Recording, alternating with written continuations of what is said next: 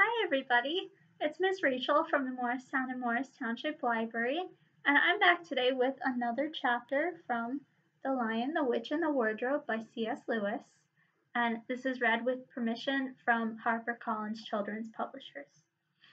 So today we are going to be reading chapter 2, which is called What Lucy Found There, there being inside the wardrobe. Good evening, said Lucy. But the fawn was so busy picking up its parcels that at first it did not reply. When it had finished, it made her a little bow. Good evening, said the fawn. Excuse me, I don't want to be inquisitive, but should I be right in thinking that you are a daughter of Eve? My name's Lucy, said she, not quite understanding him. But forgive me, you are what they call a girl? Asked the fawn. Of course I'm a girl, said Lucy. You are in fact human? Of course I'm human, said Lucy, still a little puzzled. To be sure, said the fawn. How stupid of me. But I've never seen a son of Adam or a daughter of Eve before. I'm delighted. That is to say, and then it stopped as if it had been going to say something it had not intended, but remembered in time. Delighted, it went on. Allow me to introduce myself. My name is Tumnus. I'm very pleased to meet you, Mr. Tumnus, said Lucy. And may I ask, O Lucy, daughter of Eve, said Mr. Tumnus, how you have come into Narnia? Narnia? What's that? Said Lucy.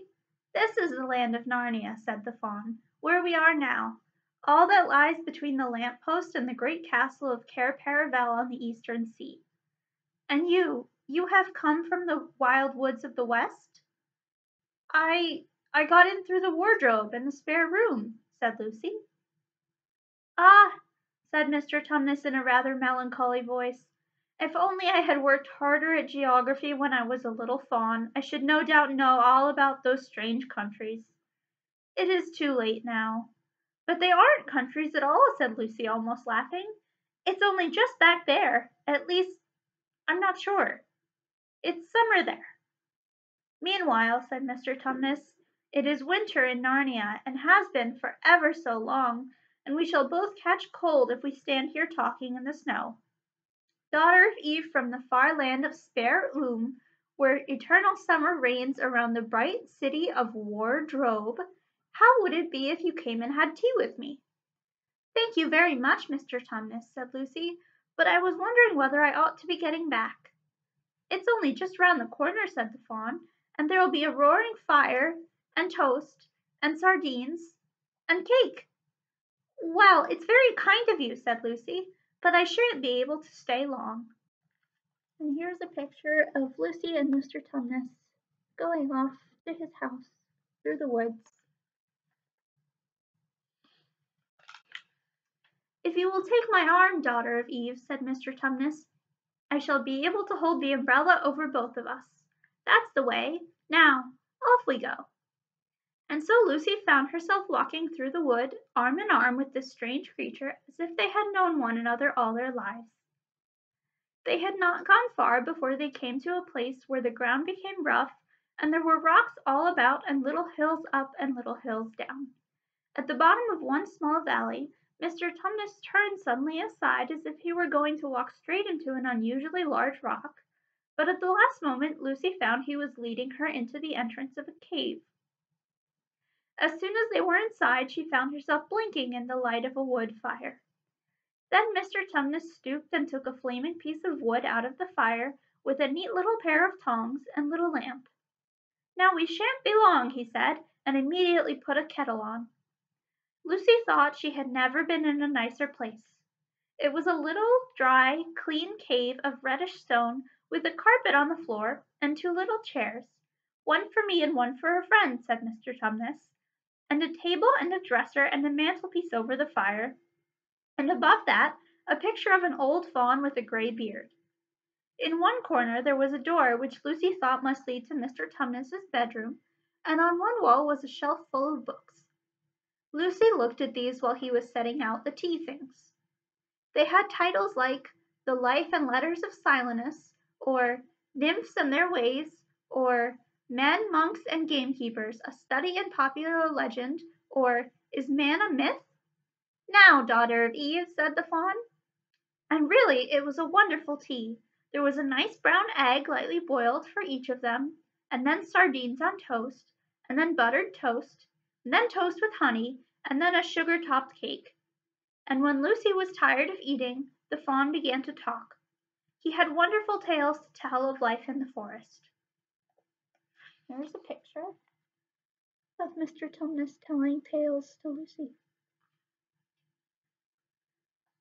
He told about the midnight dances and how the nymphs who lived in the wells and the dryads who lived in the trees came out to dance with the fauns, about long hunting parties after the milk-white stag who could give you wishes if you caught him, about feasting and treasure-seeking with the wild red dwarfs in deep mines and caverns far below the forest floor, and then about summer when the woods were green and old Silenus on his fat donkey would come to visit them, and sometimes Bacchus himself, and then the streams would run with wine instead of water, and the whole forest would give itself up to jollification for weeks on end. Not that it isn't always winter now, he added gloomily. Then to cheer himself up, he took out from its case on the dresser a strange little flute that looked as if it were made of straw, and began to play. And the tune he played made Lucy want to cry and laugh and dance and go to sleep all at the same time. It must have been hours later when she shook herself and said, "Oh, Mr. Tumnus, I'm so sorry to stop you, and I do love that tune, but really I must go home.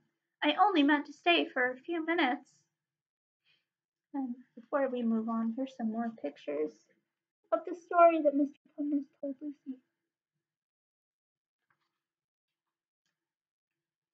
"It's no good now, you know," said the fawn, laying down its flute and shaking its head at her very sorrowfully. "No good?" said Lucy, jumping up and feeling rather frightened. "What do you mean? I've got to go home at once. The others will be wondering what has happened to me." But a moment later she asked, "Mr. Tumnus, whatever is the matter?"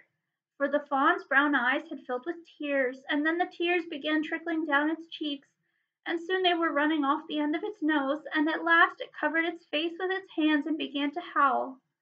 "Mr. Tumnus, Mr. Tumnus," said Lucy in great distress, "don't! What is the matter? Aren't you well?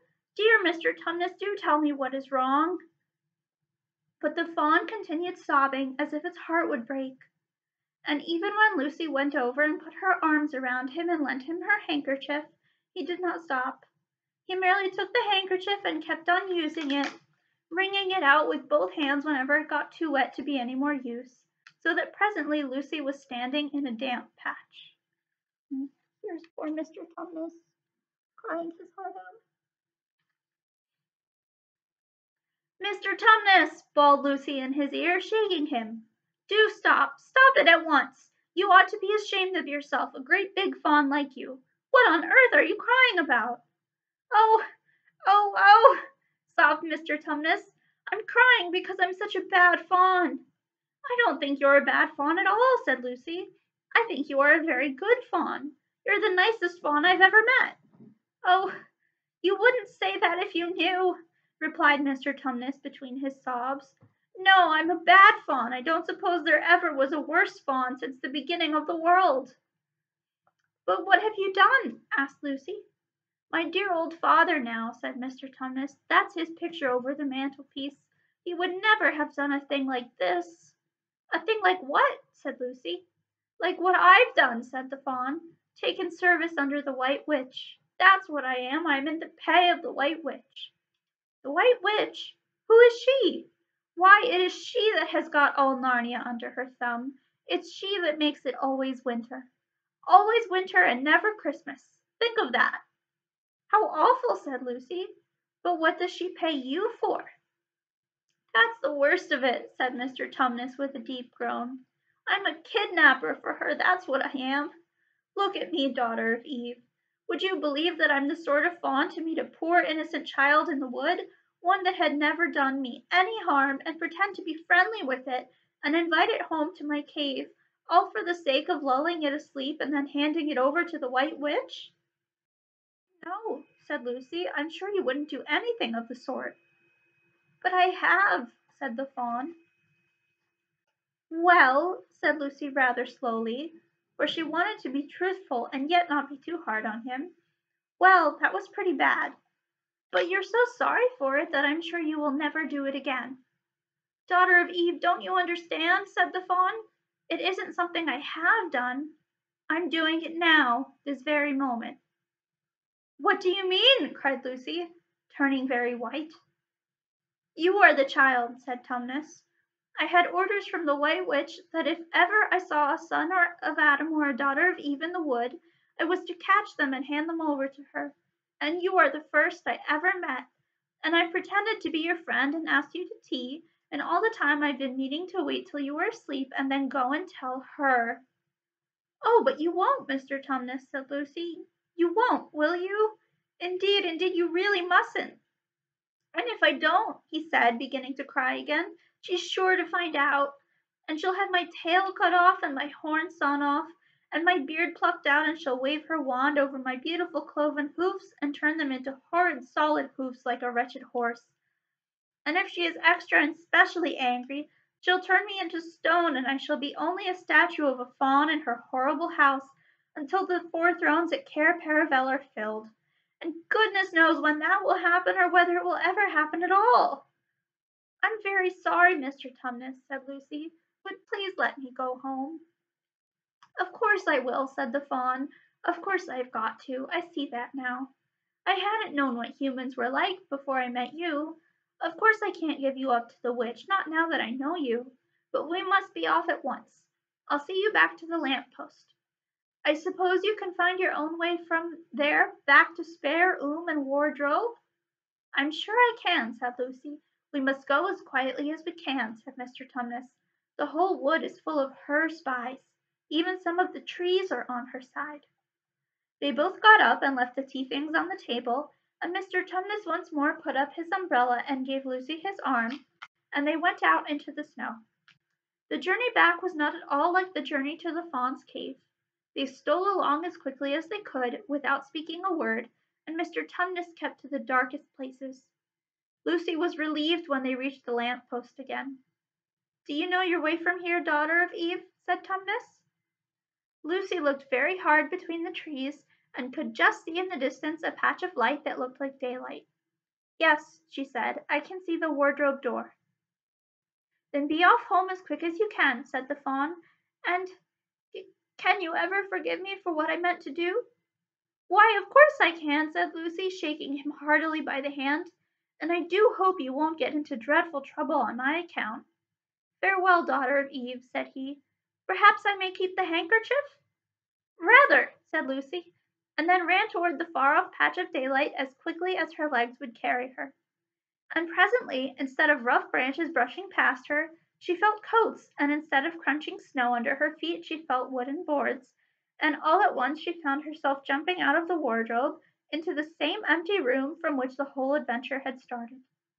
She shut the wardrobe door tightly behind her and looked around, panting for breath. It was still raining, and she could hear the voices of the others in the passage. I'm here, she shouted. I'm here. I've come back. I'm all right. And that's the end. And next time for chapter 3, we'll find out what the others think. Hope you all enjoyed and have a great day.